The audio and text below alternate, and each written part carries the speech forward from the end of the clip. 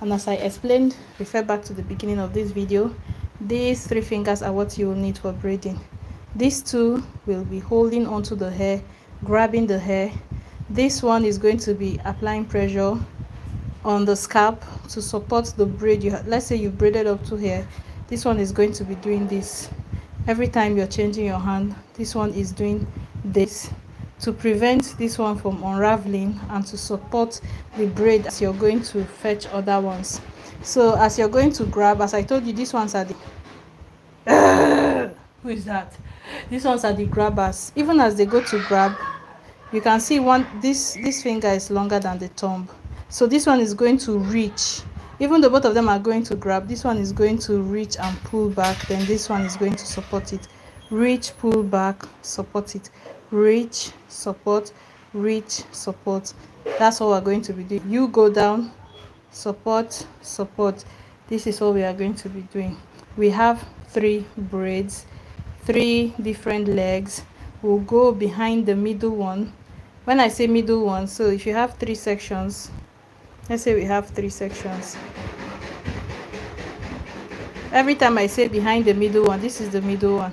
So as we're going to grab, we are grabbing behind this middle one. So grab behind the middle one, grab behind the middle one, grab behind the middle one. So you're seeing what these 2 are doing, but you're not seeing what this guy is doing. That's where people get lost. Every time I go to grab, this one is placed down here. It is first of all preventing the braid I've already done from unraveling, and it is also forming like a support for this one while I go to grab. So as I am going to grab hair, as these 2 are going to grab hair here, this one down here is forming like a support down here. It is going to prevent the braid. Let's say you braided up to here, it will prevent this side from losing and also hold this one down in place. Okay, so now you understand what these 3 fingers you'll be needing to braid. You understand the role everybody is playing. This is supporting, these 2 are grabbing and holding. But as they are grabbing and holding, this one leads the way. Leads, lead, pull, lead, pull underneath the middle one. Okay, so let's start. We have our first 3 sections. We have the 3 sections. Then we are going to go underneath this middle one. First of all, look, I've forgotten I'm talking to someone that has 0 idea. So you have 0 idea, you don't even know how to hold the hair. You know you've shared it into 3, right? Now to hold the hair, your grabbing finger on your dominant hand. For me, it's my right hand. If it's your left hand, it might be this one. Don't stress yourself. If you keep trying and there's just a mix-up you can feel in your spirit, like you need to do something differently, try it. People have some weird ways of braiding, like you see people braiding like this. That might be it for you. The only thing you need to understand is that you have 3 strands. You would go under the middle, grab this one, go under this middle, grab this one, under the middle, grab this one, under the middle, grab this one.